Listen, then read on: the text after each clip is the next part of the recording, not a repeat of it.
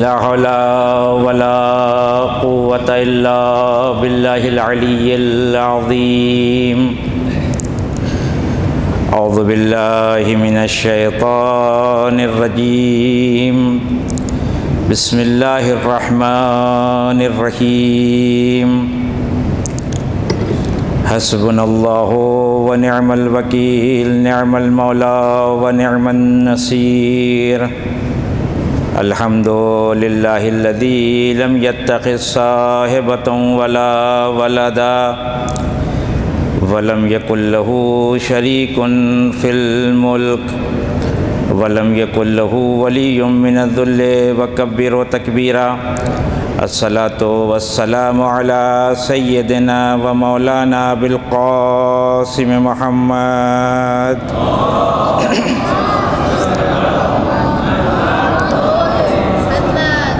وآله الطيبين الطاهرين المعصومين المظلومين ولعنة الله على أعدائهم أجمعين أما بعد فقد قال علي بن الحسين عليهم الصلاة والسلام اللهم صل على محمد وآله وبلغ بإيماني أكمل الإيمان واجعل يقيني أفضل اليقين وانتهي بنيتي إلى أحسن النيات وبعملي إلى أحسن الأعمال صلوات پڑھیں محمد وآل محمد پہ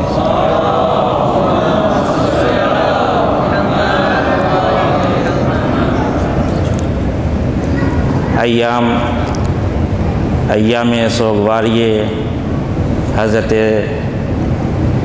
امام حسین علیہ السلام ہے اور شب شہادت امام زین العابدین علیہ السلام ہے اور خمسہ سجادیہ کی آخری مجلس ہے جس کا عنوان ہے دعائے مکارم الاخلاق میں انسان سازی کے مراحل۔ مختصر سے وقت میں حضرت کی ان جملات کے حوالے سے کچھ باتیں آپ حضرات کی خدمت میں عرض کرنا ہے۔ امام سجاد علیہ السلام کی زندگی ایک پربرکت زندگی رہی ہے جس کے فیوزات آج بھی ہم دیکھ رہے ہیں عالم اسلام میں اور عالم تشیع میں۔ زمانہ انتہائی خطرناک تھا حضرت کا، میں ان باتوں کی تکرار بالکل نہیں کروں گا جو 4 مجلسوں میں ہو چکی ہیں، اور جو حالات حضرت کے بیان ہوئے آپ کے پیش نظر ہے کہ حالات ایسے تھے حضرت کے زندگی کے کہ جس میں حضرت کسی کام کو انجام دینے کے لیے کوئی مہم نہیں چلا سکتے تھے، کوئی کمیٹی نہیں بنا سکتے تھے، کوئی آرگنائزیشن نہیں تشکیل دے سکتے تھے، کوئی مدرسہ نہیں بنا سکتے تھے، کوئی مؤسسہ نہیں بنا سکتے تھے۔ تو امام کے سامنے یہ ایک سخت مرحلہ تھا کہ دین کے معارف کو لوگوں تک کیسے پہنچایا جائے۔ اب وہ سب ساری باتیں آپ کے ذہن عالیہ میں ہیں جو مولانا نوشاد صاحب قبلہ نے، مولانا علی امام صاحب نے امام سے کے اس حالات زندگی کے حوالے سے 2 دن میں بیان کیے، میں ادھر نہیں جاؤں گا۔ جو حالات تھے، جو پستی، جو تنزل، جو افول معاشرے کے اندر آیا ہوا تھا، ظاہر ہے کہ اس کو پر کرنے کے لیے ایک بڑی تشکیلات کی ضرورت ہوتی ہے، ایک بڑے منصوبے کی ضرورت ہوتی ہے، ایک کمیٹی ہونا چاہیے، لیکن امام کے پاس ایسے کچھ بھی وسائل فراہم نہیں تھے اور کر بھی نہیں سکتے تھے۔ یہیں سے سیرت کا پہلو بھی ہمارے سامنے اور نکل کر آتا ہے کہ جب حالات بہت خراب ہوں اور بظاہر یہ لگے کہ ہم اپنے معاشرے کے لیے، اپنی قوم کے لیے، اپنے سماج کے لیے، اپنے دین کے لیے کچھ نہیں کر سکتے، ہمارے ہاتھ بندھے ہیں حکومتوں کی وجہ سے، طاغوت کی وجہ سے، پیسے والوں کی وجہ سے، افراد کی وجہ سے، تو پھر ہمیں انہی اماموں کی زندگی کی سیرت کو دیکھنا پڑے گا کہ ظاہر ہے کہ جتنے حالات ہماری زندگی کے خراب ہیں، یہ بات طے ہے کہ اس سے کہیں زیادہ حالات امام سجاد کی زندگی کے خراب تھے۔ تو امام سجاد کے پاس تو یہ بہانہ تھا نہیں کہ ہم انسٹیٹیوٹ کھول نہیں سکتے، ہم مؤسسہ کھول نہیں سکتے، ہم کو فلاں مدرسہ نہیں کھولنے دیا جاتا، ہم کو ایسے کام نہیں کرنے دیا جاتا۔ امام نے کہا کہ امام کی ذمہ داری ہے لوگوں کے شعور کو بلندی کی طرف لے کے جانا، امام کی ذمہ داری ہے معاشرے کے تنزل کو کمال کی طرف لے کے جانا۔ تو وہ چیز جس کی وجہ سے امام نے اس معاشرے کو کمال کی طرف گامزن کیا، اس خطرناک دور میں امام کی یہ حکمت عملی تھی۔ جب ہم مدرسہ نہیں چلا سکتے، جب ہم دوسرے کا نہیں کر سکتے، تو ایک رابطہ جو بندے اور خدا کے درمیان ہے جسے دعا کہتے ہیں، بظاہر تو خدا اور بندے کے درمیان رابطے کو دعا کہتے ہیں، لیکن امام نے انہی دعاؤں کے ذریعے سے معاشرے کے اندر شعور بندگی پیدا کر دیا۔ انہی دعاؤں کے ذریعے سے، اب آپ میری بات پہ یقین نہیں کریے گا، آپ جا کے خود صحیفہ سجادیہ کے عناوین کو پڑھیں تو آپ کو اندازہ ہوگا، کیونکہ ہمارے ذہن میں یہ ہے کہ دعا یعنی کچھ مل جانا۔ جب گھر کی ضرورت ہوگی تو دعا کریں گے، جب اولاد کی ضرورت ہوگی تو دعا کریں گے، جب پیسے کی ضرورت ہوگی تو دعا کریں گے، جب گاڑی کی ضرورت ہوگی تو دعا کریں گے۔ امام نے کہا نا، دعا کچھ ملنے کا نام نہیں ہے، دعا بندے اور خدا کے درمیان رابطے کا نام ہے۔ ایک دعا جا کے دیکھیں آپ، اب میں نمبر یاد نہیں ہے مجھے رہا، وہ افراد، وہ فوجی، وہ سولجر جو اسلامی حدود کی حفاظت کر رہے ہیں، امام ان کے لیے دعا کر رہے ہیں۔ کیا ربط ہے دعا کا ان لوگوں سے کہ جو حفاظت کر رہے ہیں؟ یہ معارف اسلام کو، یعنی امام یہ بتانا چاہتے ہیں کہ جو تمہاری حفاظت کے لیے اپنی جان کو قربان کر رہا ہے، کم ترین احسان اس کے ساتھ یہ ہے کہ تم اس کی حفاظت کے لیے دعا کرو۔ غور کیا آپ نے؟ اور دیگر عناوین ہیں۔ تو امام نے انہی دعاؤں کے ذریعے سے انسان سازی کے مراحل کو طے کیا۔ دعائے مکارم الاخلاق جو بہت مشہور دعا ہے، جس کے ابتدائی 2-3 جملوں کو میں نے آپ کی خدمت میں تلاوت کی آپ کے سامنے، جس میں حضرت یہ فرماتے ہیں، دیکھیں واقعی یہ کمال ہوتا ہے امامت کا۔ امامت بصیرت کے ساتھ کام کرتی ہے، حکمت کے ساتھ کام کرتی ہے۔ جس معاشرے میں آل محمد کا نام لینا ممنوع ہو، حسین ابن علی کی مجلس نہیں ہو سکتی، ماتم نہیں ہو سکتا، وہاں دعاؤں کا سلسلہ شروع کیا، اور ہر دعا سے پہلے اب آل محمد کے اوپر صلوات پڑھی۔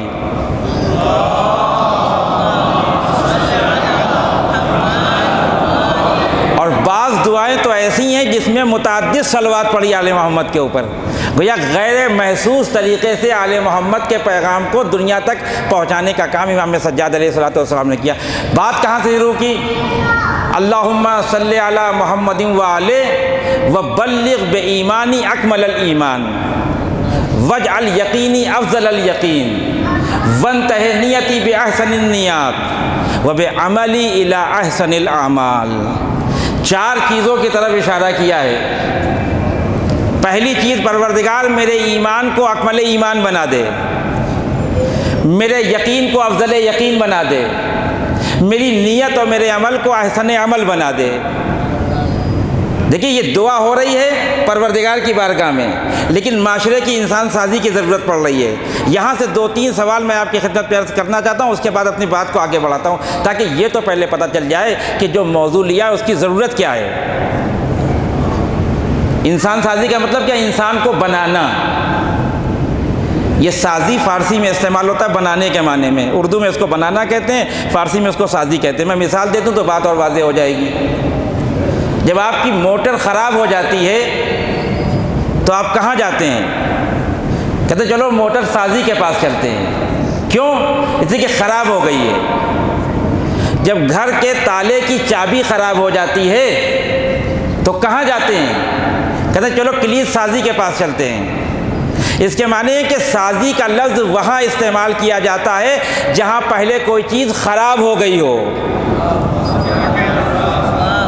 جب تک آپ کی موٹر صحیح چل رہی ہے، آپ ادھر جا رہے ہیں، آپ ادھر جا رہے ہیں، آپ کبھی نہیں جاتے ملنے کے لیے کہ چلو بھائی ایک دفعہ وہ 1 مہینہ ہو گیا چل کے مل کے آئیں۔ کیوں جائیں بھائی ہم وہاں پہ جب ہماری موٹر چل رہی ہے؟ آپ کلید سازی کے پاس یوں ہی نہیں چلے جاتے کہ نہیں ہمارا دروازہ تو کھل رہا ہے لیکن پھر بھی ہم نے کہا چلیں آپ کے پاس آ جائیں۔ نہیں، جب ضرورت پڑے گی تب جائیں گے۔ تو یہ جو سازی کا مرحلہ ہے یہ خرابی کے بعد پیش آتا ہے۔ جب تک خرابی سمجھ میں نہیں آئے گی اس وقت سازی کا مرحلہ طے نہیں ہوگا۔ تو پہلے تو یہ طے کریں کہ امام سجاد کے زمانے میں وہ خرابی کیا تھی، معاشرے کے اندر، سماج کے اندر، سوسائٹی کے اندر، انسانوں کے اندر، کہ سازی کا مرحلہ پیش آیا امام کے سامنے۔ اس کی طرف اشارہ کیا تھا دونوں بزرگوار نے۔ میں صرف اشارہ کرتا ہوں کہ روایت جو نقل کی مرحوم مجلسی نے بہار میں کہ ارتد الناس بعد قتل الحسین الا الثلاثہ، امام حسین کے قتل کے بعد عالم اسلام میں صرف 3 لوگ بچے تھے جو ایمان پہ باقی تھے۔ تو جو 3 لوگ بچے تھے ایمان پہ باقی تھے، پھر اس کے بعد وہ ساری تفصیل بیان کی گئی آپ کے سامنے کہ کیسے ناچ گانا ہوتا تھا مکہ مدینہ میں۔ تو اس کے معنی کہ انسانیت کا وجود بالکل مجروح ہو گیا تھا، انسانیت افول کی طرف چلی گئی تھی، تنزل کی طرف چلی گئی تھی، پستی کی طرف چلی گئی تھی۔ تو جب کوئی چیز خراب ہو جاتی ہے تو بنانے کے لیے اس کے متخصص کے پاس جانا پڑتا ہے۔ جب گاڑی خراب ہوگی تو موٹر والے کے پاس جائیں گے، جب چابی خراب ہوگی تو بنانے والے کے پاس جائیں گے، اور جب انسانیت کا وجود خطرے میں پڑ جائے گا تو اس کے پاس جائیں گے جو انسانیت کے وجود کو بچانے والا ہے۔ اور ہر دور میں اس بچانے والے کو یا رسول کہا جاتا ہے، یا امام کہا جاتا ہے، یا نبی کہا جاتا ہے۔ چونکہ امام سجاد کے زمانے میں انسانیت خراب ہو گئی تھی تو امام سجاد کی اپنی ذاتی ذمہ داری تھی کہ دعاؤں کے ذریعے سے پھر سے معاشرے کے اندر انسان سازی کا عمل انجام دیں۔ کیا کرنا ہے انسان کے ساتھ؟ اب یہاں سے آپ توجہ رکھیے گا گفتگو پہ، کرنا کیا ہے؟ دیکھیے اس پوری کائنات الہی میں اس جملے کو آپ یاد رکھیے گا، مجلس کے آخر تک میں اسی سے استفادہ کرنا چاہتا ہوں کہ پوری کائنات الہی میں جتنی مخلوقات ہم دیکھ رہے ہیں اور جتنی ہم نہیں دیکھ پا رہے ہیں، اور میرا ذاتی نظریہ یہ ہے کہ جو ہم دیکھ رہے ہیں وہ کم ہے اور جو نہیں دیکھ پا رہے وہ مخلوقات پروردگار زیادہ ہے، کیونکہ 1/3 دنیا کا حصہ پانی پہ مشتمل ہے، اور پانی کے اندر جو مخلوقات ہیں ان کو ہم نے نہیں دیکھا۔ بہت زیادہ ٹی وی پہ دیکھ لیا تو دیکھ لیا 2-4 قسم کے مخلوقات کو، لیکن کائنات الہی میں اس جملے کو بہت توجہ سے سنیے گا۔ کائنات الہی میں یہیں سے میرے مجلس کا آغاز ہو رہا ہے کہ فلسفہ انسان سازی کیا ہے، کہ انسان، اللہ نے جتنی مخلوق اس کائنات میں پیدا کی ہے، انسان کو ہٹا لیجیے آپ کچھ دیر کے لیے، تمام مخلوقات کو اللہ نے بنا کے پیدا کیا ہے، بننے کے لیے پیدا نہیں کیا ہے۔ میں اور واضح کر دوں بات کو، اللہ نے کائنات میں جتنی مخلوقات پیدا کی ہے سب کو بنا کے پیدا کیا ہے، بننے کے لیے پیدا نہیں کیا ہے۔ تنہا انسان وہ مخلوق ہے جسے بنا کے پیدا نہیں کیا، بننے کے لیے پیدا کیا ہے۔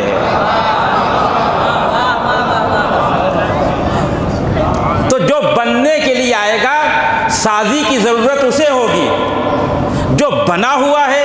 آپ نے کبھی سنا کہ کسی جانور کو امام سجاد نے بلا کے واعظ و نصیحت کی ہو، کسی پرندے کو بلا کے کہا ہو کہ تم ایسے ہو جاؤ؟ نہیں، کیونکہ وہ اللہ نے سب کو بنا کے بھیجا ہے، انسان کو بننے کے لیے بھیجا ہے۔ جس کو بنا کے بھیجا اس کے لیے نہ قرآن آیا، نہ حدیث آئی، نہ انبیاء آئے، نہ رسول آئے، نہ ہادی آئے، نہ کتاب آئی۔ جس کو بننے کے لیے بھیجا اس کے لیے شریعت بھی نازل کیا، اس کے لیے دین بھی نازل کیا، اس کے لیے کتابیں بھی بھیجی، اس کے لیے ہادی بھی بھیجے، کیونکہ اس کو بننا ہے۔ انسان کو بنا کے نہیں بھیجا، انسان کو بننے کے لیے بھیجا ہے۔ اچھا ایسا بھی نہیں ہے کہ بالکل نہیں بنایا انسان کو۔ اگر بالکل نہیں بنایا تو پھر قرآن میں آیت کیسے ہے کہ مضغہ تھا، علقہ تھا، نطفہ تھا؟ یہ سب کیا ہے؟ یہ انسانی سے متعلق بات ہو رہی ہے، ماورائے انسان تو بات نہیں ہو رہی ہے۔ کچھ بنایا ہے، لیکن جو بنایا ہے وہ خدا کی ذمہ داری ہے۔ دیکھیے اب انسان کے یہاں سے توجہ رکھیے گفتگو پہ۔ اللہ نے انسان کو 2 بعدی خلق کیا ہے، کچھ اس نے بنایا ہے، کچھ انسان کو خود بننا ہے۔ جس چیز کو انسان کی جس چیز کو اللہ نے بنایا اسے شخص کہتے ہیں، جسے انسان کو بنانا ہے اسے شخصیت کہتے ہیں۔ انسان انہی 2 چیزوں کے مجموعے کے نام ہے شخص اور شخصیت۔ شخص اور شخصیت، شخص کو خدا نے بنایا اور خدا نے بنا کے کہا کہ اب ہماری ذمہ داری یہاں سے ختم، اب اس شخص کو شخصیت میں تبدیل کرنا تمہاری ذمہ داری ہے، ہم نہیں بنائیں گے تمہیں شخصیت، ہم تم کو راستے بتائیں گے، ہم کچھ شخصیتیں آئیڈیل تمہارے سامنے رکھ دیں گے نمونے کے طور پہ، تم اپنے شخص کو اسی شخصیت پہ ابھارتے چلے جانا، تم انسان بنتے چلے جاؤ گے۔ تو شخص بنایا، شخصیت بننے کے لیے چھوڑ دیا۔ اب یہ شخصیت کا پہلو جو مرکزی پہلو ہے وہ کیا ہے؟ کیا بننا ہے اس انسان کو شخص سے شخصیت میں جب تبدیل ہونا ہے؟ کہ شخصیت کا سب سے مرکزی پہلو ہے عبدیت، بندگی، عبودیت۔ ہر انسان کو اس کائنات میں آنے کے بعد عبد بننا ہے، سب سے پہلا مرحلہ عبد کا ہے۔ جیسے جیسے وہ عبد کی منزل میں بڑھتا چلا جائے گا اس کے اندر کمالات شخصیت پیدا ہوتے چلے جائیں گے، کمالات شخصیت پیدا ہوتے چلے جائیں گے۔ میں نے عمدن یہ جملہ استعمال کیا کہ عبد بننے کے لیے اللہ نے انسان کو پیدا کیا، وہی اس کی معراج ہے۔ لیکن یہاں سے ایک جملہ اور سنتے جائیے کہ اللہ نے ایسا نہیں ہے کہ سب کو شخص کے طور میں پیدا کیا ہے اور سب سے کہا شخصیت بنو۔ کچھ ایسے اس دنیا میں افراد ہیں جن کو ہدایت لینے کے لیے پیدا کیا، انہیں شخص بنایا اور کہا شخصیت تمہیں بننا ہے۔ جن کو ہدایت دینے کے لیے پیدا کیا ان کو شخص بنا کے نہیں شخصیت بنا کے پیدا کیا۔ دلیل کیا ہے کہ شخصیت بنا کے پیدا کیا؟ کہ شخصیت کا سب سے رنگین پہلو، سب سے قوی پہلو یہ ہے کہ انسان یہ کہے کہ میں عبد پروردگار ہوں، میں پروردگار کا بندہ ہوں۔ تو اب شخص کی شخصیت کو دیکھیے، اللہ نے ہادیان الہی کو شخص بنا کے نہیں شخصیت بنا کے پیدا کیا، کیونکہ وہ ابتدائے زندگی سے دنیا والوں کے لیے آئیڈیل بن کے آئیں گے۔ لہذا ابھی 2-3 دن کا مسئلہ ہے، عیسیٰ گہوارے میں آئے ہیں، ابھی 2-4 دن بہت زیادہ، 1 ہفتہ ہوگا۔ دیکھیں قوم کسی مسئلے پہ مولویوں سے سوال کرنے میں اتنا انتظار کرتی نہیں ہے کہ مہینہ 2 مہینہ گزر جائے۔ پوری قوم آ گئی جناب مریم کے پاس، یہ کیا ہو گیا؟ انہوں نے کہا اسے وہ بچہ وہاں لیٹا ہوا ہے جھولے میں جاؤ۔ تو ابھی جناب عیسیٰ بہت زیادہ 1 ہفتے کے ہوں گے، 1 ہفتے کے جناب عیسیٰ، پوری قوم آ کے سوال کر رہی ہے۔ اچھا دیکھیے جناب مریم کے کردار پہ کتنا اعتبار تھا۔ ایک ہے مریم کی قوم کہ مریم کہہ رہی اس بچے سے جا کے بات کرو وہ بتائے گا، سب چلے گئے وہاں۔ ایک ہے محمد کی قوم، محمد ان کو ہدایت کے راستے بتاتے، یہ کہتے ان الرجل لیہجر۔ ایک صلوات پڑھے محمد والے محمد پہ۔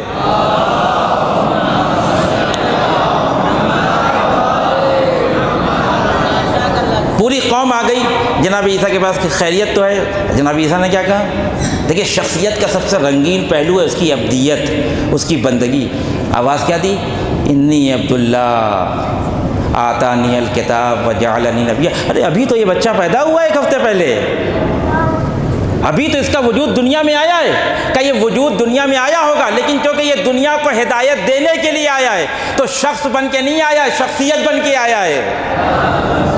اور جب شخصیت ہے تو پہلے اپنی بندگی کا اعلان کیا کہ دیکھو میری شخصیت کا کمال یہ ہے کہ میں اللہ کا بندہ ہوں۔ تو اس کے معنی ہے کہ ساری دنیا میں جتنے انسان ہیں سب کو اللہ نے نہ شخصیت بنا کے بھیجا نہ شخص بنا کے بھیجا۔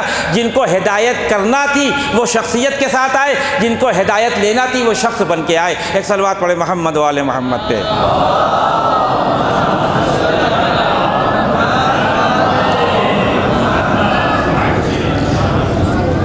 اچھا دوسری بات بہت لطیف ہے یہ مرحلہ، کیونکہ شخص اللہ نے بنایا تھا، شخصیت ہم کو بننا تھی۔ تو جو چیز اللہ نے بنائی اس کا زمانہ معین کر دیا۔ شخص کتنے دنوں میں بنے گا؟ 9 مہینے میں۔ 9 مہینے میں ان کو ماں کے پیٹ سے باہر تشریف لانا ہی لانا، چاہیں یا نہ چاہیں۔ ورنہ اگر چاہت پہ چھوڑ دیں تو کون بیوقوف ہے جو اپنی ماں کے پیٹ سے باہر آئے گا؟ کوئی بیوقوف ہوگا جو آئے گا، کیونکہ باہر آنے کے بعد اس کو کپڑے کی ضرورت ہے، اس کو مکان کی ضرورت ہے، اس کو روٹی کی ضرورت ہے، اس کو پانی کی ضرورت ہے۔ ماں کے پیٹ میں سب کچھ فراہم ہو رہا ہے، لیکن اللہ نے کہا چونکہ وہاں شخص بننا ہے تو ہم تم کو 9 مہینے وہاں رکھیں گے۔ 9 مہینے کے بعد تمہیں باہر آنا ہوگا۔ حد اکثر جو مدت حمل ہے وہ 9 مہینہ ہے۔ البتہ ایک مرحلہ ہے، آپ جا کے دیکھیے مذہب شافعی میں، میں صرف اشارہ کر رہا ہوں، آپ جا کے تحقیق کریے گا، مذہب شافعی میں، شافعی وہ امام ہیں کہ جو امام علی کی سب سے زیادہ تعریف کرتے ہیں، سب سے زیادہ قصیدے اشعار امام علی کی شان میں شافعی نے کہے، اس ایریے کے اس گروپ کی بات کر رہا ہوں میں۔ ان کے مکتب فکر میں انسان کے مدت حمل، اکثر مدت حمل 4 سال ہے۔ اب میں اس مسئلے کو چھیڑوں گا نہیں، آپ جا کے تحقیق کریے کیوں ہے، مجبوری کیا بنی شافعی کی، اس نے 4 سال کی مدت رکھی۔ یعنی جس سن و سال میں ہمارے خاندان میں بچے اسکولوں میں جاتے ہیں، ان کے گھر میں بچے ماں کے پیٹ میں ہوتے ہیں۔ اب یہ آپ تحقیق کریے گا جا کر، بڑا لطف آئے گا اس مرحلے میں آپ کو، تو پتہ چلے گا کہ علی کی ذات کا نام ہے کہ دشمن کو بھی علی کی ضرورت پڑتی ہے۔ تو جہاں خود بنانا تھا خدا کو، وہاں کہا کہ 9 مہینہ، اور جہاں خود انسان کو بننا ہے شخصیت کے طور پہ، کہا ہم مدت معین نہیں کریں گے، ہم تم کو نہیں بتائیں گے کہ تمہیں 20 سال میں شخصیت بننا ہے، تمہیں 40 سال میں شخصیت بننا ہے، تمہیں 50 سال میں شخصیت بننا ہے، ہم تمہیں کبھی بھی اپنی بارگاہ میں بلا لیں گے، ہم چاہتے ہیں تم روز اول سے شخصیت بن جاؤ۔ ورنہ پروردگار کے علم میں کوئی کمی نہیں تھی کہ وہ جب وہاں 9 مہینہ بیان کر سکتا ہے تو ہر کسی کی عمر بتا دیتا کہ وہ 50 سال لیں گے، وہ 60 سال لیں گے۔ نے کہا نہیں، جہاں ہمیں بنانا ہے وہاں عمر بتا دیں گے، وہاں وقت بتا دیں گے، جہاں تمہیں خود بننا ہے وہاں ہم زمانہ نہیں بتائیں گے، تاکہ تم ہر وقت شخصیت بننے کے لیے آمادہ رہو۔ دوسری بات، شخص سے شخصیت کا یہ سفر، میں صرف ابھی مرحلے تمہید پہ ہوں، شخص سے شخصیت کا یہ سفر طولانی بھی ہو سکتا ہے اور منٹوں سیکنڈوں میں حل ہو سکتا ہے۔ طولانی ہو جائے تو 90 سال میں انسان شخصیت نہ بن پائے۔ بعض ایسے عالم اسلام میں گزرے ہیں بڑے بڑے بزرگ اکابر اصحاب، جن کو پوری زندگی میں سورہ بقرہ یاد نہ ہو سکا۔ انہیں شخصیت بننے کے لیے 90 سال بھی کم ہیں، اور اگر بننے بھی آئے تو قرآن کی 2 آیتیں کافی ہو جائیں گی کسی کو شخص سے شخصیت بنانے کے لیے۔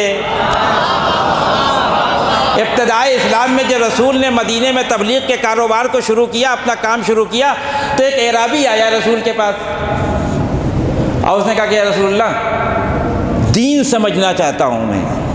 ظاہر کہ دین کو سمجھے بغیر کوئی شخصیت نہیں بن سکتا۔ یہ کاذب شخصیتیں ہوتی ہیں جن کے پیچھے ہم بھاگ جاتے ہیں۔ ایک بیماری جو ہمارے یہاں ہے، ہم میں بھی آ گئی ہے، کسی شخصیت کو دیکھا اس کے پہلو میں کھڑے ہو کے تصویر کھنچوانے لگے۔ اپنی شخصیت کو اتنا بلند و بالا کریں کہ لوگ تمنا کریں آپ کے ساتھ تصویر کھنچوانے کے لیے۔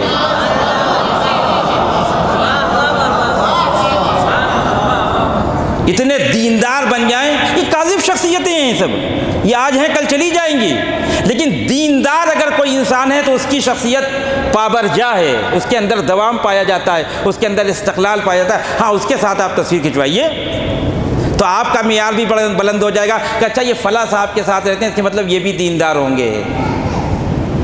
تو اس نے کہا کہ رسول اللہ، دین سمجھنا چاہتا ہوں۔ اب ہم لوگ یہاں 20-25 سال سے دین سمجھ رہے ہیں، واحد پہ واحد، واحد پہ واحد، معدل پہ معدل، معدل پہ معدل، تقدیر ناموں پہ تقدیر نامے، تقدیر ناموں پہ تقدیر نامے، لیکن ابھی ہم میں سے کوئی یہ دعویٰ کر نہیں سکتا کہ ہم دین کو سمجھ گئے۔ رسول نے کہا اچھا دین سمجھنا چاہتے ہو، یعنی شخص سے شخصیت بننا چاہتے ہو۔ ایک صحابی کو بلایا کہ جائیے ان کو دین سمجھائیے۔ مسجد نبوی میں ایسے ہی پلر بنے ہوئے ہیں وہاں پہ بھی، جیسے یہاں بنے ہوئے ہیں، ہر آدمی ایک پلر کو اپنا سہارا بنائے ہوئے تھا۔ وہ گیا، اس نے اعرابی کو بٹھایا اور قرآن کی 2 آیتیں پڑھیں، فَمَن يَعْمَلْ مِثْقَالَ ذَرَّةٍ خَيْرًا يَرَهُ وَمَن يَعْمَلْ مِثْقَالَ ذَرَّةٍ شَرًّا يَرَهُ۔ اب ہم لوگ تو عرب ہیں نہیں، تو ہم کو تو ترجمہ کرنا پڑتا ہے۔ عرب کے سامنے اگر آپ یہ آیت پڑھیں گے تو اس کو ترجمہ کرنے کی ضرورت ہے نہیں۔ وہ اعرابی نے جیسے یہ دونوں آیتیں سنی اس صحابی سے، کہا یہ قرآن کی آیتیں ہیں۔ کہا قرآن کی آیتیں، کہ آپ دلیل کیا ہے؟ کہ رسول اللہ نے بتایا ہے بھائی کہ یہ قرآن نازل ہوا ہے۔ کہ واقعاً ایسا ہی ہے کہ جو نیک کام ہم کرتے ہیں خدا دیکھتا ہے۔ کہاں بھائی اللہ نے کہا ہے، اللہ کی بات غلط نہیں ہو سکتی۔ کہ واقعاً ایسا ہی ہے کہ جو برا کام ہم کریں گے اس کو دیکھیں گے۔ کہاں ایسا ہی ہے؟ بس جیسے ہی یہ گفتگو ختم ہوئی وہ اعرابی اٹھ کے جانے لگا، یہ اسے روکنے لگے، یہ سمجھ رہے تھے کہ آیت سمجھ میں نہیں آئی، میں کہا رکو تو ابھی تھوڑی تفسیر تو سنتے جاؤ، کا ضرورت نہیں ہے۔ وہ اٹھ کے چلا گیا، یہ ناراض ہو کے رسالت کے پاس آئے، یا رسول اللہ کیسا شاگرد دے دیا تھا آپ نے؟ کہا کیا ہوا؟ کہا 2 آیتیں پڑھی تحمل نہیں کر پایا، اٹھ کے چلا گیا۔ رسول نے کہا سارا فقیہن، جسے تم فرار سمجھ رہے ہو وہ فرار کر کے نہیں گیا، وہ فقی بن کے گیا ہے۔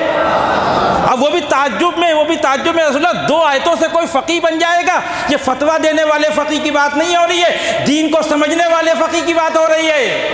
کہ بس اگر یہی 2 آیتیں سمجھ میں آ جائیں تو مسئلہ سارا حل ہے۔ جس دن ہمارے وجود کے اندر یہ بات اتر گئی کہ جو کچھ اچھا کام کر رہے ہیں وہاں دیکھیں گے، جو کچھ برا کام کر رہے ہیں وہاں دیکھیں گے، تو یہی دیکھنے کا تصور تو ہے جو انسان کو دیندار بناتا ہے۔ اب یہاں تک آ گیا تو میں ایک بات عرض کرتا چلوں، یہی رویت پروردگار کا تصور ہے جو انسان کو انسان سازی کے مرحلے میں لے کے آتا ہے۔ جب زلیخا نے جناب یوسف کو اس کمرے میں بلایا تھا، میں صرف اشارہ کر رہا ہوں، یہ بڑی تفصیلی گفتگو ہے، تو زلیخا نے کیا کہا جناب یوسف سے؟ قالت حیت لک، یوسف ہماری طرف پڑھو۔ جناب یوسف نے کہا قال معاذ اللہ، نہیں یہ کام میں نہیں کروں۔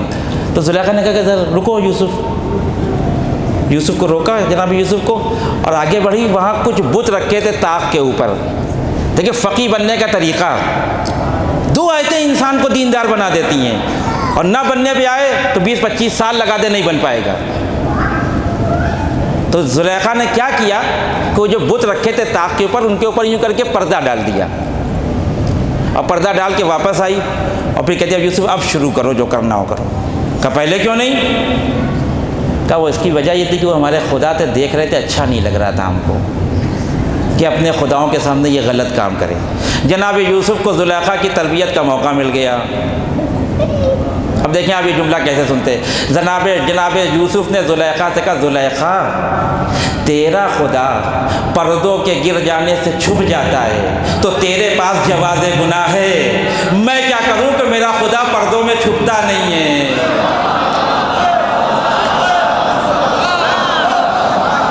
میں کیا کروں؟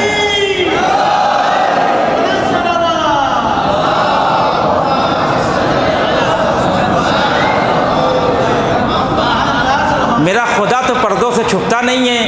یہی تصور رویت پروردگار اگر بندے کے اندر پیدا ہو جائے تو منٹوں سیکنڈوں میں انسان شخص سے شخصیت بن جائے۔ ایک صلوات پڑھے محمد و آل محمد پہ۔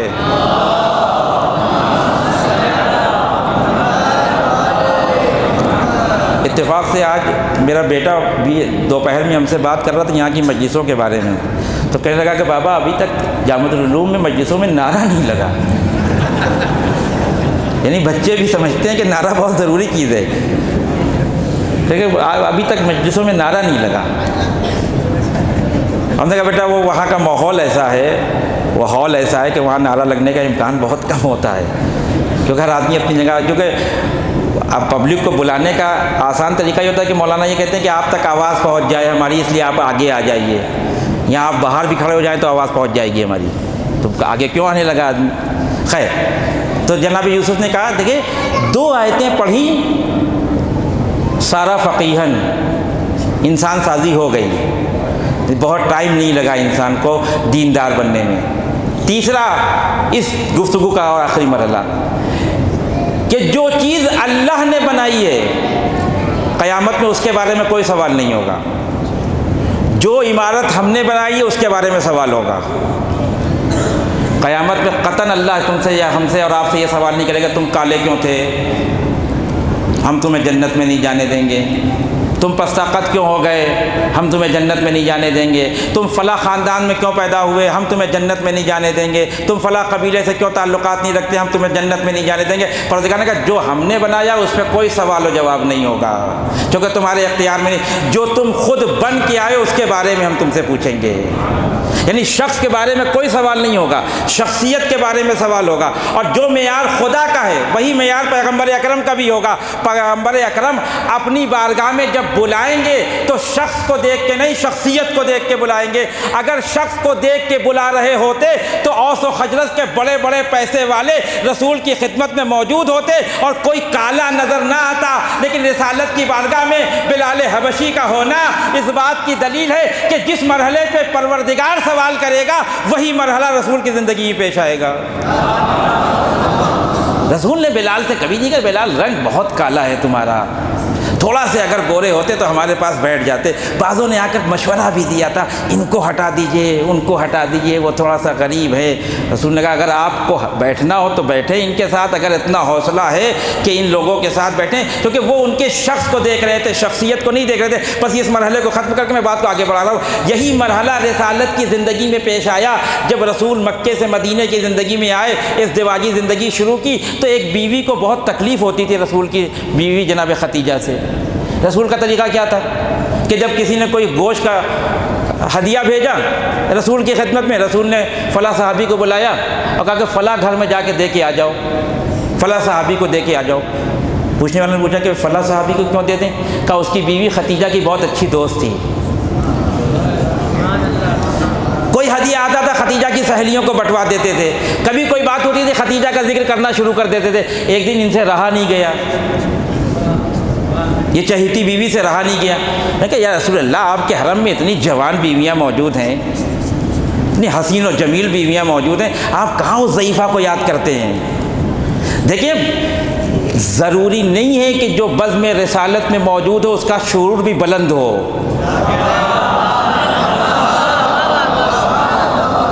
ضروری نہیں ہے۔ انہوں نے کیا کہا جناب خدیجہ کو کیسے خطاب کیا؟ ارے وہ ضعیف تھی، ضعیفی شخص کا پہلو ہے، شخصیت کا پہلو نہیں ہے، یا جمال و حسن شخص کا پہلو ہے، شخصیت کا پہلو نہیں ہے۔ تو رسول کو کہنا چاہتے کہ نہیں وہ ضعیفہ ہوں گی، ہمارے لیے تو جوانے نہیں۔ رسول نے کیا کہا؟ جب رسول جواب دے رہے ہیں تو کیا کر رہے ہیں؟ کہ تم خدیجہ کا مقابلہ کیا کرو گی؟ خدیجہ تب میرے اوپر ایمان لائی جب پورا مکہ کافر تھا، یعنی ادھر سے شخص کے پہلو کو چھیڑا جا رہا ہے، رسالت شخصیت کو بیان کر کے کہہ رہے ہیں کہ میرے پاس رہنے کا واحد طریقہ یہ ہے کہ تمہاری شخصیت کے اندر کمال پایا جا رہا ہو۔ جب کوئی صاحب ایمان نہیں تھا تب خدیجہ میرے اوپر ایمان لے کے آئی، جب کسی نے میری مدد مکہ میں نہیں کی تب خدیجہ نے اپنی ساری دولت کو ہمارے حوالے کر دیا، اور جب پورا مکہ مجھے ابتر کہہ رہا تھا تب خدیجہ نے مجھے صاحب اولاد بنایا۔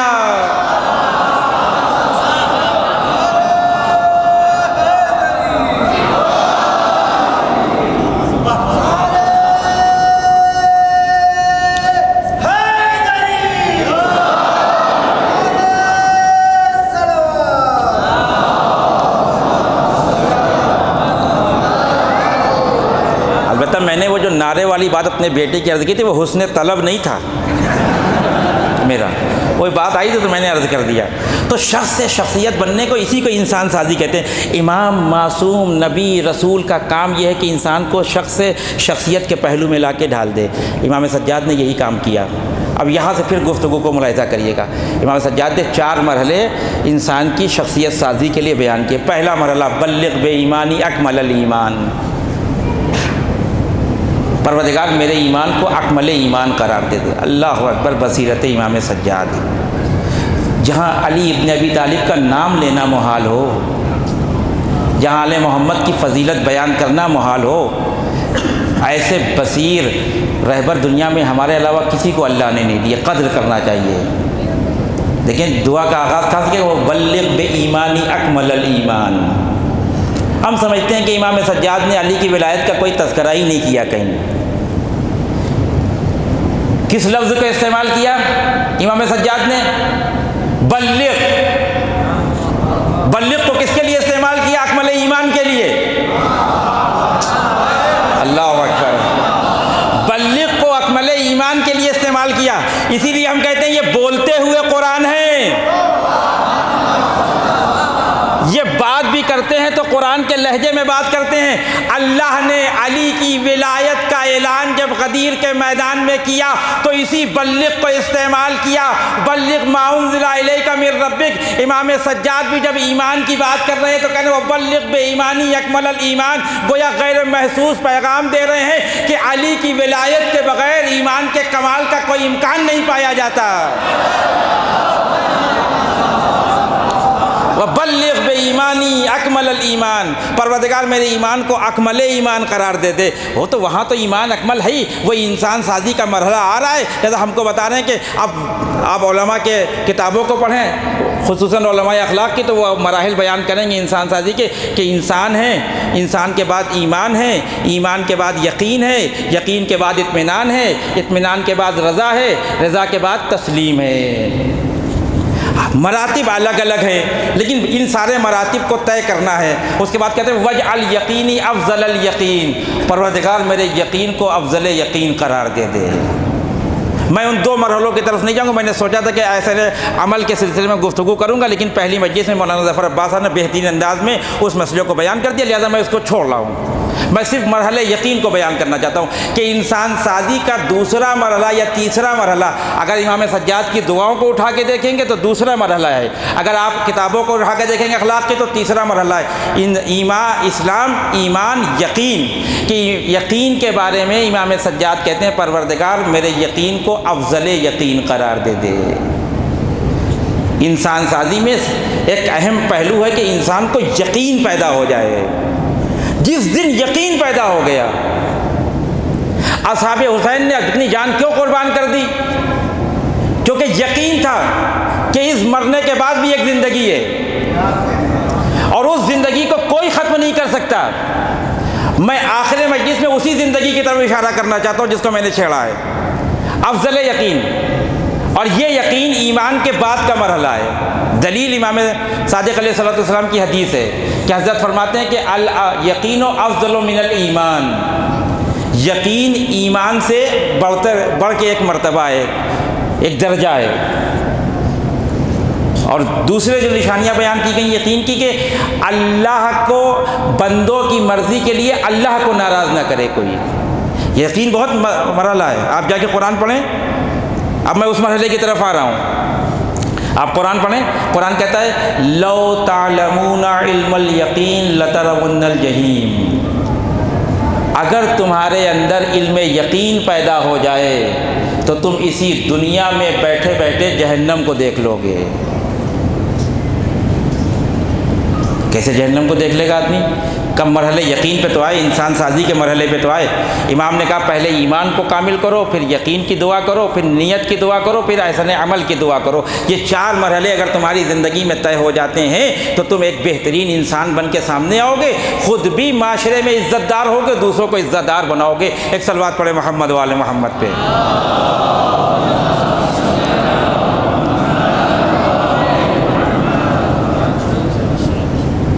اب یقین کے سلسلے میں بہت گفتگو، آپ مجھ سے بہتر یہ ساری چیزیں جانتے ہیں، لیکن چونکہ اب مجلس پڑھنا ہے تو وہ ساری چیزیں بیان کرنا ہوں گی آپ کی خدمت میں، کہ جب مرحلے یقین میں انسان آتا ہے تو علماء یقین کی تین قسمیں بیان کرتے ہیں کہ تین طرح سے انسان کے اندر یقین پیدا ہوتا ہے، مرحلہ بہ مرحلہ ہے۔ ایسا نہیں کہ پہلے مرحلے کو چھوڑ کے کوئی دوسرے مرحلے پہ پہنچ جائے گا اور کہے کہ ہمارے پاس پہلا مرحلہ نہیں، ہم دوسرے پہ آ گئے، یا دوسرے کو چھوڑ کے تیسرے پہ پہنچ جائے گا، نہ، پہلا، دوسرا اور تیسرا مرحلہ، علم الیقین، عین الیقین، حق الیقین، یہ تین مرحلے میں انسان کو بننا ہے۔ جیسے جیسے یقین کے مرحلے بڑھتے چلے جائیں گے انسان کی انسانیت میں اضافہ ہوتا چلا جائے گا۔ اب میں اپنے بچوں کے لیے بیان کرنا چاہتا ہوں، علماء فاضل تو مجھ سے بہتر یہ سارے مطالب جانتے ہیں۔ علم الیقین کسے کہتے ہیں؟ جو پڑھ کر حاصل ہو جائے، کتابوں میں پڑھ کے، جو ہم پڑھتے ہیں کہ خدا ہم کو دیکھ رہا ہے، ہم نے پڑھا ہے، یقین ہے کہ خدا دیکھ رہا ہے، اسے کہتے ہیں علم الیقین۔ اب گفتگو تھوڑی سی سنجیدہ ہو جائے گی، لیکن جہاں تک میں آپ کو لے کے جانا چاہتا ہوں اگر آپ متوجہ رہے تو نتیجے کی منزل پہ بڑا لطف آئے گا آپ کو۔ جب جو چیز کتابوں سے، عبارتوں سے، الفاظ سے، استاد سے مل جائے اسے علم یقین کہتے ہیں۔ ہم نے کتابوں میں بہت پڑھا تھا، ہر جگہ لکھا ہوا ہے کہ آگ جلاتی ہے، اتنا پڑھا کہ ہم کو علم یقین ہو گیا کہ آگ جلاتی ہے۔ کبھی ایک مرحلے پہ ہے، ایک دن ایسا ہوا کہ کہیں پہ کھڑے ہوئے تھے، ایک صاحب نے اپنے کو آگ لگا لی اور کبھی ادھر بھاگ رہے ہیں کبھی ادھر بھاگ رہے ہیں۔ آج ہم کو جو اس سے پہلے جو ہم کو علم الیقین تھا آج عین الیقین ہو گیا۔ جو پڑھ کے آئے تھے کہ آگ جلاتی ہے آج آنکھوں نے دیکھ لیا۔ اب یقین کا مرحلہ تھوڑا سا بڑھ گیا. پہلے کھیل تماشا سمجھتے تھے کہ ارے ہوگی آگ جلاتی ہوگی دیکھا جائے گا، لیکن آج جب کسی کو جلتے ہوئے دیکھ لیا، چلتے ہوئے دیکھ لیا، اب سمجھ میں آ کہ واقعی آگ جلاتی ہے. لیکن ابھی بھی ایک مرحلہ باقی ہے. ایک دن کھیل ہی کھیل میں آگ میں ہاتھ ڈال دیا. اب آگ میں ہاتھ ڈالے گا تو کیا ہوگا؟ انسان جل جائے گا. اس دن حق الیقین حاصل ہو گیا. اب آگ کے قریب نہیں جائے گا انسان، اب کبھی نہیں جائے گا، کیونکہ اس کو حق الیقین ہو گیا. یہ جو مرحلہ انسان کے ساتھ آتا ہے حق الیقین کا، قرآن کہتا ہے کہ اگر تمہارے اندر یہ مرحلہ پیدا ہو جائے تو تم عالم ملکوت کو دیکھنا شروع کر دو گے. اور اگر علم الیقین پیدا ہو جائے تو تم جہنم کو یہیں دیکھو گے. ایک نوجوان رسول کی بارگاہ میں حاضر ہوا، صبح کا وقت تھا. اس نے کہا اصبحت یا رسول اللہ، کیسے ہیں رسول اللہ؟ رسول اللہ نے اس سے پوچھا تم کیسے ہو؟ اس نے کہا اصبحت علی الیقین. رسول اللہ میں نے اس حالت میں نے صبح کی کہ میں یقین پہ فائز ہوں. رسول نے کہا دعویٰ بہت بڑا کیا، دلیل ہے تمہارے پاس؟ قرآن نے کیا لو تعلمون علم الیقین لترون الجحیم، اگر تم نے علم یقین حاصل کر لیا تو تم جہنم کو یہیں بیٹھ کے اسی دنیا میں دیکھ لو گے. وہ کہتا ہے رسول اللہ میں جہنم میں جلنے والوں کی چیخوں کو سن رہا ہوں، اور اگر آپ اجازت دیں تو بتاؤں نام کہ کون کون ہے. وہ تو رحمت والا رسول تھا، زبان کو روک لیا، کتنوں کی عزت بچ گئی. ورنہ اگر جہنم میں جلنے والوں کا نام وہ جوان لے لیتا تو جیسے جیسے یقین کے مرحلے بڑھتے چلے جاتے ہیں ویسے ویسے انسان کے اندر توحید پرستی بڑھتی چلی جاتی ہے. ایک اور مثال دے کے بات کو وہاں تک لے کے جانا چاہتا ہوں. یہ جو میڈیکل سائنس کے اسٹوڈنٹ ہوتے ہیں ان کے اوپر یہ بات بہت اچھی سمجھ میں آتی ہے. میڈیکل سائنس کے جو ڈاکٹر بنتے ہیں، ان کی زندگی کے اس ڈاکٹری میں جو 4 سال 5 سال کا جو وقفہ ہوتا ہے جس میں ڈاکٹر بن کے یہ باہر آ جاتے ہیں، 3 مرحلے ہوتے ہیں: علم الیقین، عین الیقین، حق الیقین. اور یہیں سے میں ایک مرحلے تک لے کے جانا چاہتا ہوں آپ کو. پہلے مرحلے میں ان کو 2.5 سال 3 سال کہا جاتا ہے کتابیں پڑھیے، یہ اعلیٰ مرض ایسے ہوتا ہے، یہ مرض ایسے ہوتا ہے، اس کی دوا یہ ہے، یہ ایسے کیا جاتا ہے، یہ آپریشن ایسے ہوتا ہے. وہ خالی کتابیں پڑھتا رہتا ہے. کیوں؟ اس لیے کہ اس کو علم الیقین حاصل ہو رہا ہے. جب 2.5 سال ختم ہو جاتے ہیں تو اسے کہتا ہے اب آپ کو کلاس میں بیٹھ کے نہیں پڑھنا ہے، اب کلاس کو چھوڑیے. ابھی 3 سال آپ نے کلاس پڑھا، اب کلاس کو جانے دیجیے. اب آئیے اس آپریشن تھیٹر میں جہاں آپریشن ہو رہا ہے. جو کچھ کلاس میں پڑھا تھا ہم آپ کو آپ کی آنکھوں کے ذریعے سے دکھائیں گے. وہ آ کے اس کو، یہ سب کے ساتھ ہوتا ہے. جو ڈاکٹر بن رہے ہیں، جو اس مرحلے تک جانا چاہتے ہیں، اگر وہ سرجن بننا چاہتے ہیں، نہیں بننا چاہتے تو کوئی مسئلہ نہیں ہے.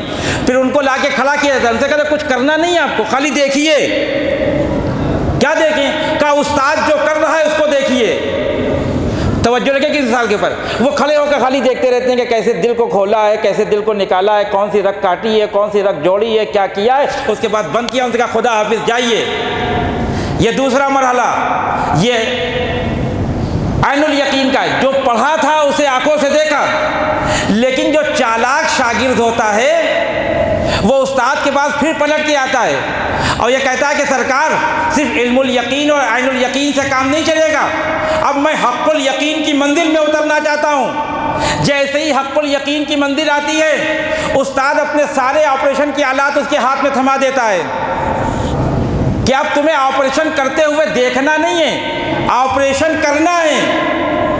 یعنی ابھی اس سے پہلے سنا تھا، دیکھا تھا، اب وہ خود اترتا ہے انسان کا آپریشن کرنے کے لیے. جس دن پہلا آپریشن کرتا ہے دل کا، اس دن بڑے خوش ہو کے واپس آتا ہے اپنے گھر پہ کہ آج حق الیقین کے مرحلے پہ فائز ہو گیا. جو کچھ کتاب میں پڑھا تھا، جو کچھ آنکھوں سے دیکھا تھا، آج اپنے ہاتھوں سے کر کے دیکھ رہا ہوں. تو جو انسان حق الیقین کے منزل پہ ہوگا وہ اس سارے مراحل کو طے کر کے جائے گا. جناب ابراہیم خلیل نے اپنے پروردگار سے یہی مطالبہ کر لیا. پروردگار وَإِذْ قَالَ إِبْرَاهِيمُ رَبِّ أَرَنِي كَيْفَ تُحْيِي الْمَوْتَىٰ. اے میرے پروردگار میں دیکھنا چاہتا ہوں کہ تو مردوں کو زندہ کیسے کرتا ہے. کون؟ خلیل خدا. اب یہاں پہ بحث کی علماء نے کہ جناب ابراہیم حق الیقین کو، عین الیقین کو دیکھنا چاہ رہے تھے، حق الیقین کو نہیں دیکھنا چاہ رہے تھے. لیکن بعید ہے جناب ابراہیم سے، کیونکہ عین الیقین اور علم الیقین کا مرحلہ تو پہلے گزار چکے تھے۔ اللہ کے صحیفوں میں کتنی بار پڑھا تھا کہ خدا مارتا ہے زندہ کرتا ہے، اپنی آنکھوں سے کتنی بار دیکھا تھا لوگوں کو مرتے ہوئے۔ کہا نہیں، جناب ابراہیم اس تیسرے منزل کی طرف آ رہے تھے، پروردگار حق الیقین چاہیے۔ حق الیقین میں کیا ہوتا ہے؟ دیکھا نہیں جاتا ہے، کھڑے ہو کے دیکھتے نہیں ہیں، پڑھتے نہیں ہیں، خود کر کے دکھاتے ہیں۔ پروردگار اب مجھے یہ نہیں دیکھنا ہے کہ تو کیسے زندہ کرتا ہے، اب یہ دیکھنا چاہتا ہوں کہ کیسے زندہ ہوتا ہے۔ یہاں پہ علماء فرماتے ہیں کہ جناب ابراہیم کا مطالبہ یہ نہیں تھا قطعاً کہ میں یہ دیکھنا چاہتا ہوں کہ تو زندہ مردہ کرتا ہے کہ نہیں، کہنا کیفیت احیا دیکھنا چاہتے تھے کہ مردے کو کیسے زندہ کرتا ہے۔ اور تیز ہوشیار شاگرد وہی ہے جو استاد سے اس بات کا مطالبہ کرے کہ جو کچھ آپ نے کیا ہے وہ ہم کر کے دیکھنا چاہتے ہیں۔ پروردگار اب میں خود یہ کام کر کے دیکھنا چاہتا ہوں تاکہ حق الیقین پہ فائز ہو جاؤں کہ تو مردوں کو زندہ کرتا ہے، نہ یہ کہ مجھے سننا ہے۔ تو پروردگار نے کیا کہا؟ اب دیکھیں وہی جو مرحلہ آ گیا ایمان اور یقین کا اور ساری مراحل۔ اولم تؤمن، ابراہیم ایمان نہیں ہے کہ میں مردوں کو زندہ کرتا ہوں؟ قال بلا، پروردگار ہے، ولکن لیطمئن قلبی، لیکن اپنے دل کو مطمئن کرنا چاہتا ہوں پروردگار، اپنے دل کو مطمئن کرنا چاہتا ہوں۔ میں چاہتا ہوں کہ حق الیقین کے منزل پہ فائز ہو جاؤں۔ ایک جملہ عرض کرنے کا دل چاہتا ہے کہ میں آپ ایک جملہ عرض کروں۔ میں حضرت خلیل کے بارے میں کوئی گستاخی نہیں کر سکتا، میری اتنی حیثیت نہیں، کسی کی حیثیت نہیں ہے، اللہ کے خلیل ہیں۔ مطالبہ کیا کیا تھا؟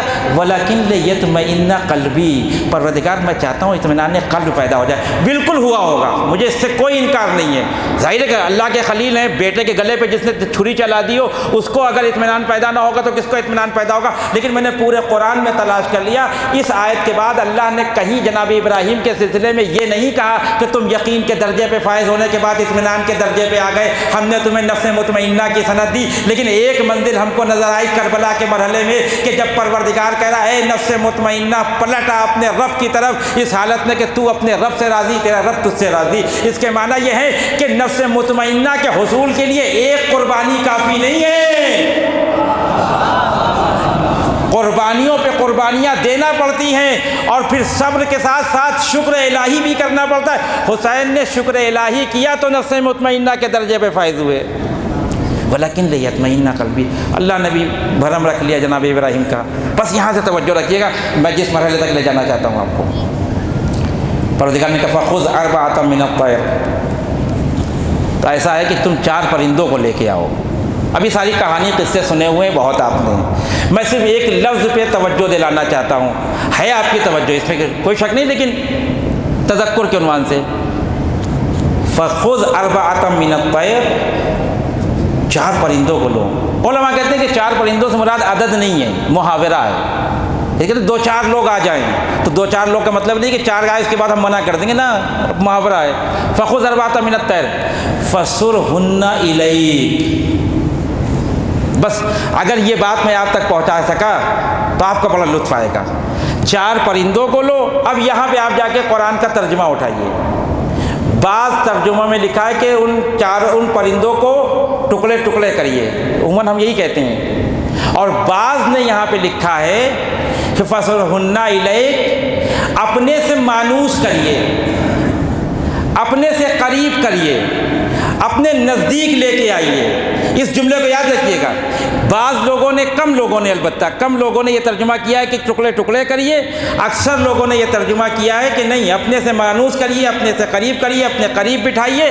اور اس کی دلیل دی گئی ہے کہ یہاں پہ فصرہن کا ترجمہ قطع کرنا نہیں ہوگا، بلکہ انسیت پیدا کرنا ہوگا، مانوس ہونا ہوگا، محبت پیدا کرنا ہوگا، قربت پیدا کرنا ہوگا۔ اس کی دلیل، پہلی دلیل تو الیکا ہے۔ اب میں اس تفصیل میں نہیں جانا چاہتا ہوں، دیر ہو جائے گی۔ پہلی دلیل الیکا، فصرہن الیکا، اور دوسری دلیل اس کے بعد ثم اجعل علی کل جبل، پھر اس کو پہاڑ کی چوٹیوں پہ رکھو۔ تو اگر فوراً کا مسئلہ ہوتا کہ ان پرندوں کو لو اور کاٹو تو سما نہیں آنا چاہیے تھا، فا آنا چاہیے تھا۔ فجعل، چونکہ فا فوریت پہ دلالت کرتا ہے، ثم تاخیر پہ دلالت کرتا ہے۔ یہ ثم کا لانا اس بات کی دلیل ہے کہ پرندوں کو لانے میں اور کاٹنے میں پروردگار چاہتا ہے کوئی وقفہ ہونا چاہیے، جس وقفے میں یہ پرندے ولی خدا سے مانوس ہو جائیں، ولی خدا سے قریب ہو جائیں، ولی خدا کی محبت پیدا ہو جائے۔ جب یہ آپ سے مانوس ہو جائیں، جب آپ سے قریب ہو جائیں، جملہ سنیے گا، جب آپ سے قریب ہو جائیں، جب آپ سے مانوس ہو جائیں، تب ان کو کاٹ کے پہاڑ کی چوٹیوں پہ رکھیے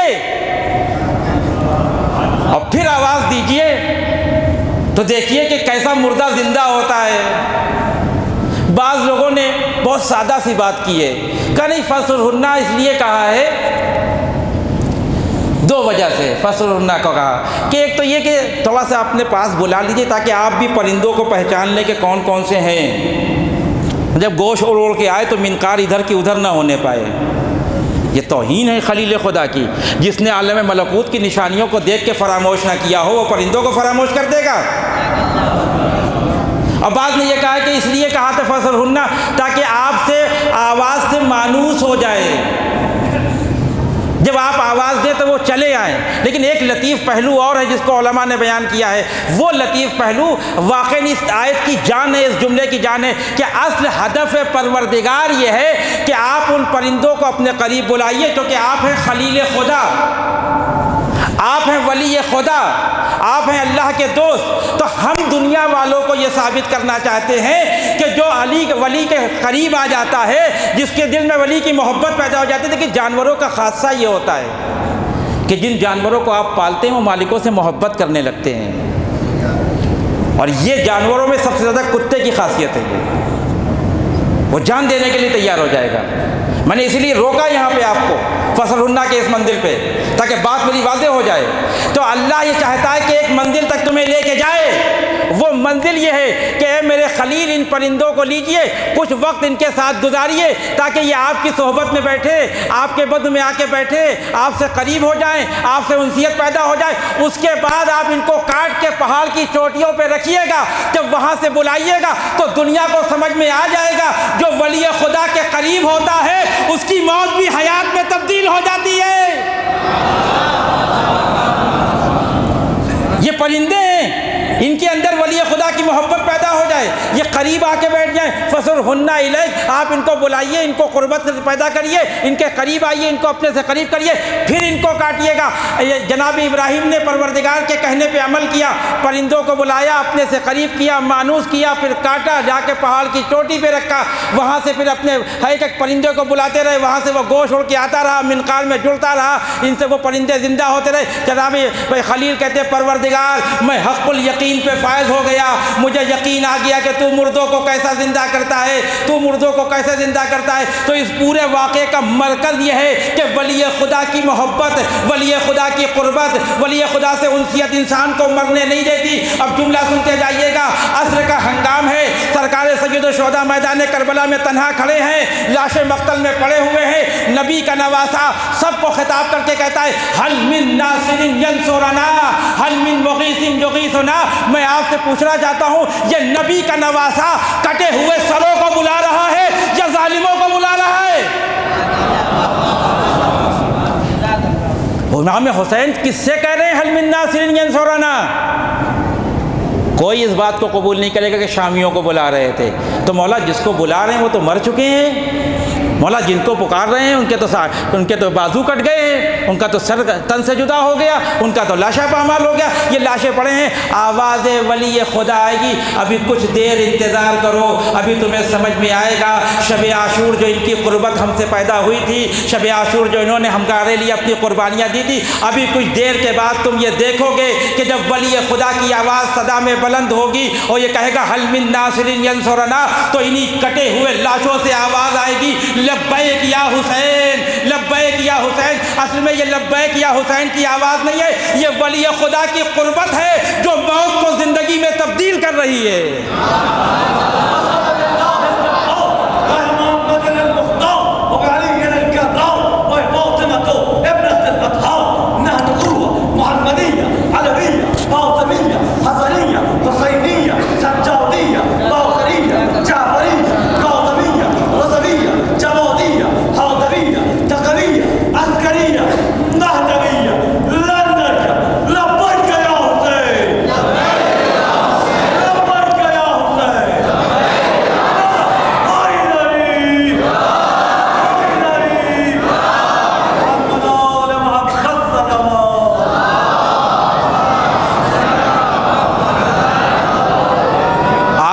سنا کہ کسی کٹے ہوئے سر سے آواز آئی ہو؟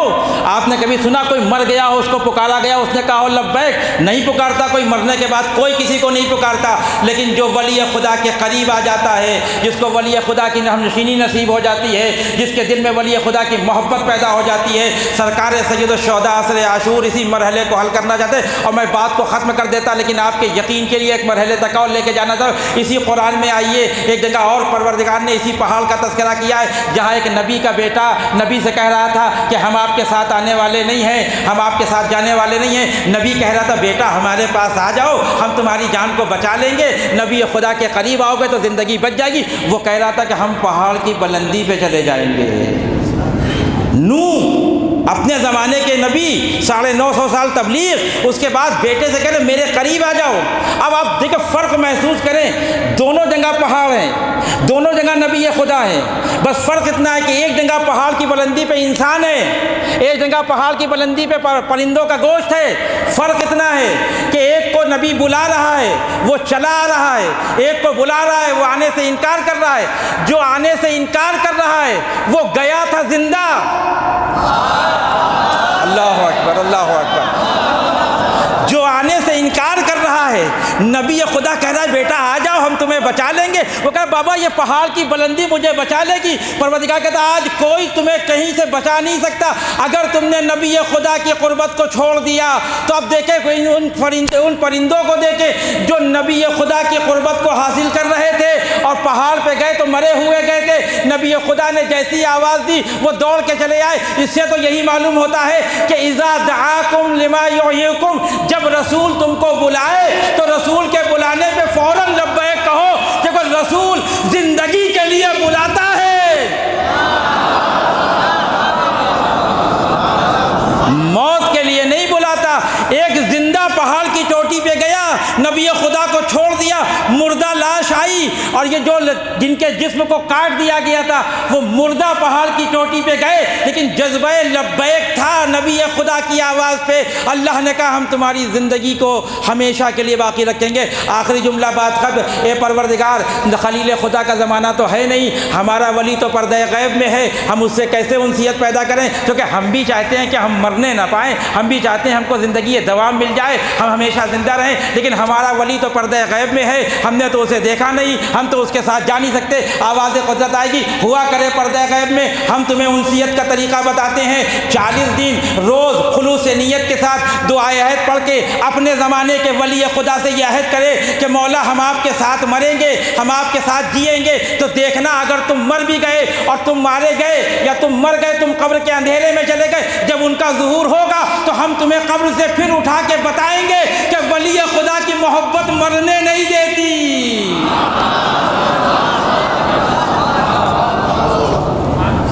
دعائے عہد میں کیا ہے؟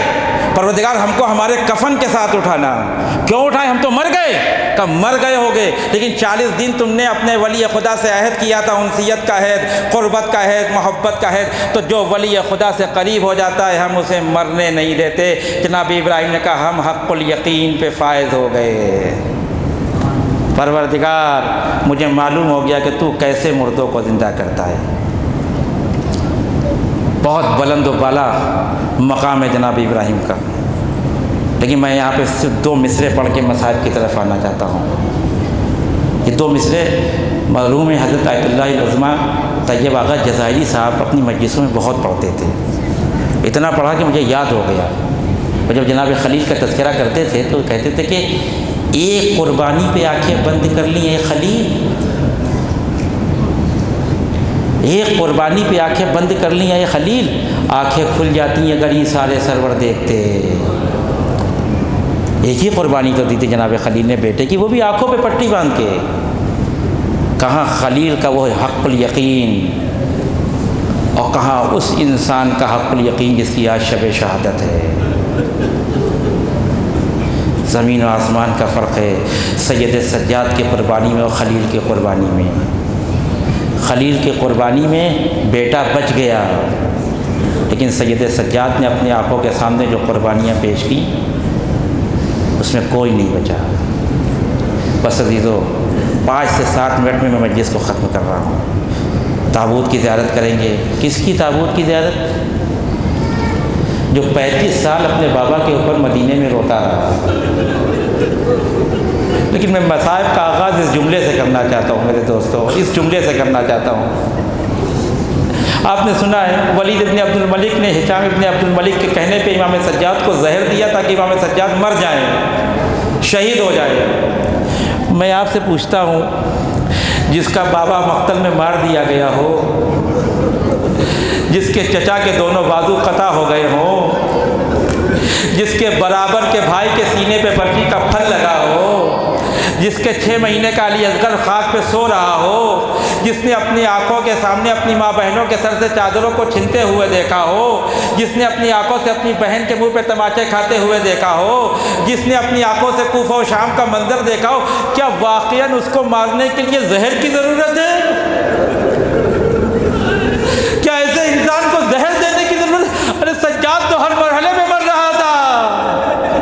جب بابا کو ذل ہوتے ہوئے دیکھا تو سجاد کو موت آئی، جب بھائی کی خبر شہادت سنی تو سجاد کو موت آئی، اور مرحلہ تو اس وقت سخت تھا جب کوفہ و شام کی منزل سامنے آ گئی۔ لیکن اے خلیل، آپ نے ایک قربانی پیش کی، میرے مولا نے نہ جانے کتنی قربانیاں راہ خدا میں پیش کی۔ صبح روتے تھے، شام روتے تھے۔ بہت ذمہ داری کی شب ہے عزیزو، آج حسین کو پرزہ دینا ہے، اس بیٹے کا جو 35 سال حسین پہ روتا رہا۔ عجیب زندگی کا طریقہ بنا لیا امام سجاد نے۔ میں نے ابتدائی مجلس میں عرض کیا کہ اتنے امکانات نہیں تھے امام سجاد کے پاس کہ وہ مجلس برپا کرتے، وہ حسینیہ بناتے، لیکن ہر مرحلے کو حسینیہ و مسجد بنا دیا۔ جب کہیں کسی کے سامنے گئے، کسی نے کھانا پیش کیا، فوراً اپنے بابا کی بھوک یاد آ گئی۔ ارے میرا بابا کربلا کے میدان میں 3 دن کا بھوکا مارا گیا۔ جب کسی نے پانی پیش کیا، فوراً اپنے بابا کا تذکرہ کیا، اے بابا آپ کو وقت آخر بھی پانی نہ ملا۔ جب کسی غریب کو دیکھا، اپنے بابا کا نوحہ پڑھنے لگے۔ ارے پورے مدینے میں کربلا کو روشن کر دیا امام سجاد نے، اور اتنا روتے تھے کہ کبھی کبھی راوی کہتا ہے کہ غش کھا کے گر جاتے تھے، اور پھر افاقہ ہوتا تھا، پھر اپنے بابا کے اوپر گریا کرتے تھے۔ ارے وہ جوان کیوں کر نہ روئے جس کے باپ کا لاشا مقتل میں پڑا ہو۔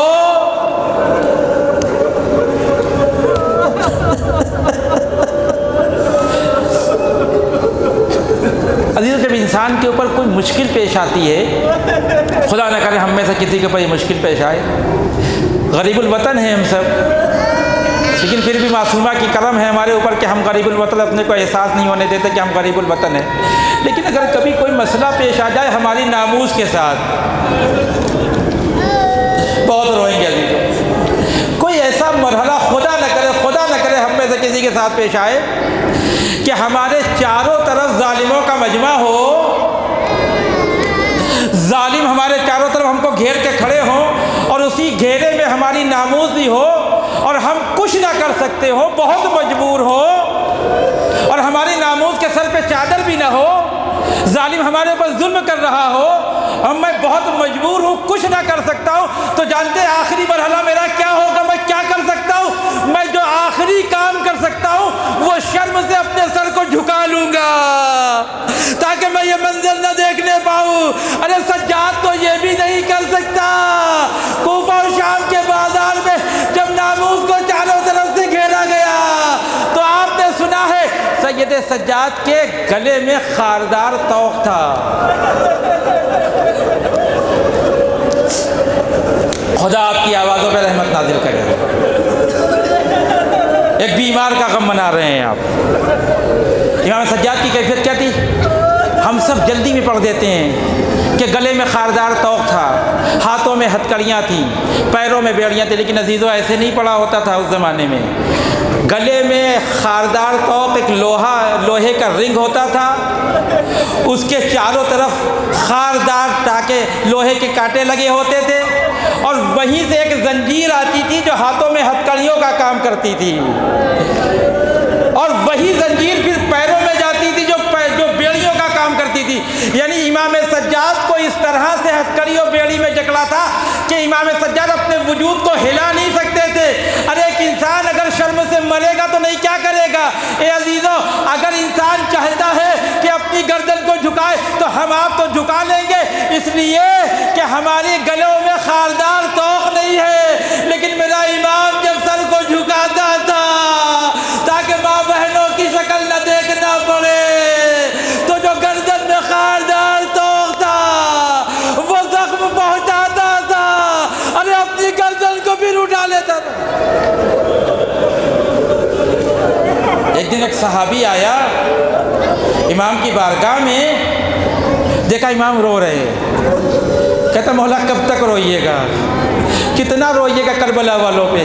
کہا تو نے انصاف نہیں کیا، یعقوب کا ایک بیٹا یوسف تھا جو آنکھوں سے دور ہو گیا تھا، اتنا روئے کہ آنکھوں کا نور ختم ہو گیا، تجھے معلوم ہے کربلا میں میرے 18 یوسف مارے گئے، ارے میرے سامنے میرے بابا کے گلے پہ خنجر چلایا گیا، میرے برابر کے بھائی کو مارا گیا، میرے چچا کے خانے قلم کیے گئے، میں کیوں کرنے رو؟ ارے چاہنے والے نے ایک عجیب جملہ کہا، امام توجہ مولا شہادت تو آپ کی میراث ہے۔ ایک دفعہ امام سجاد نے کہا تو نے میرے جگر کو ٹکڑا ٹکڑا کر دیا، یہ صحیح ہے کہ سجا شہادت ہماری میراث ہے، لیکن کیا ماں بہنوں کو بے مقنا و چادر بازاروں میں پھرانا بھی ہماری میراث ہے؟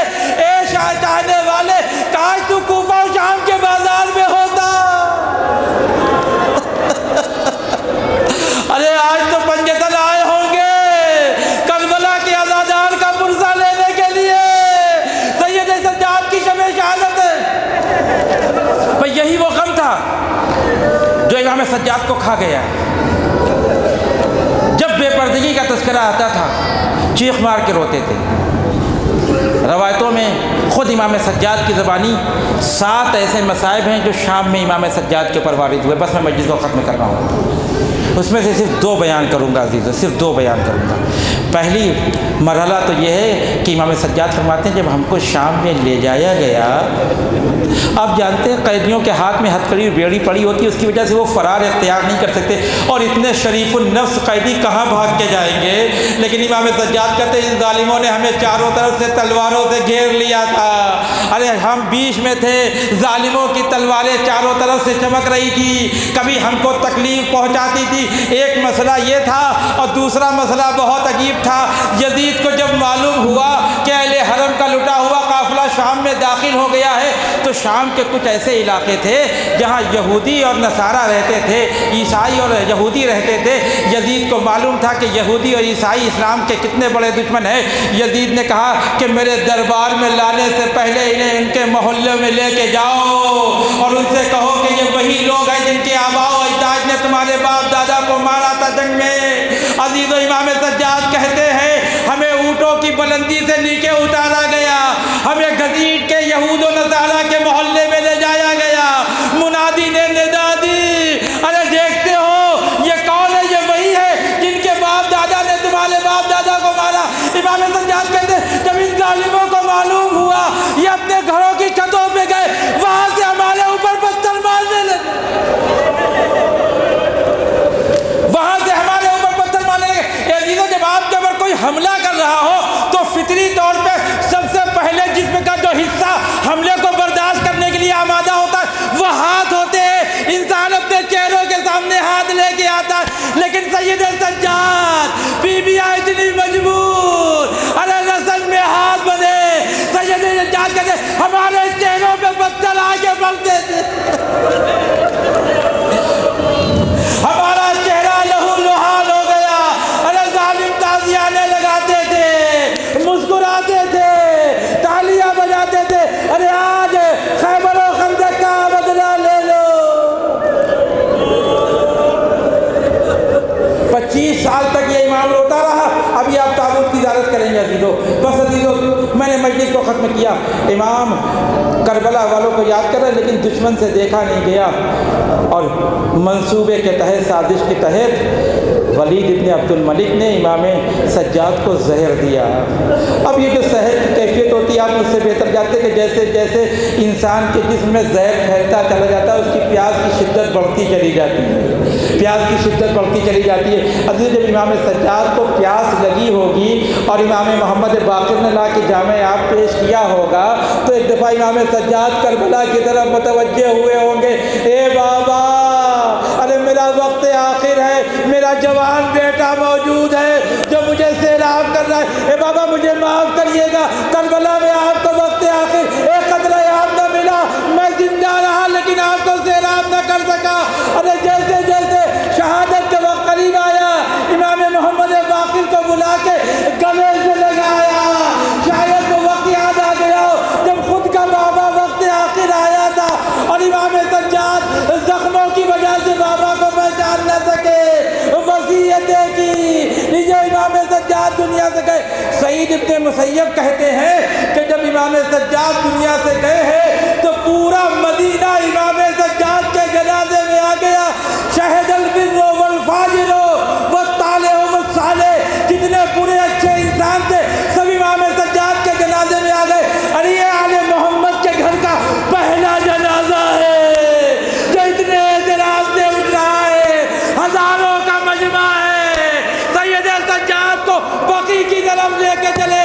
ارے دل تو دکھا ہوگا، اے بابا ارے میرے جنازے میں اتنے چاہنے والے، آپ کا جنازہ مقتل میں پڑا رہا، اے بابا مجھے معاف کریے گا، میرے جنازے میں ہزاروں لوگوں نے شرکت کی لیکن آپ کے جنازہ کوئی اٹھانے والا نہیں۔ اِنَّا لِلَّهِ وَإِنَّا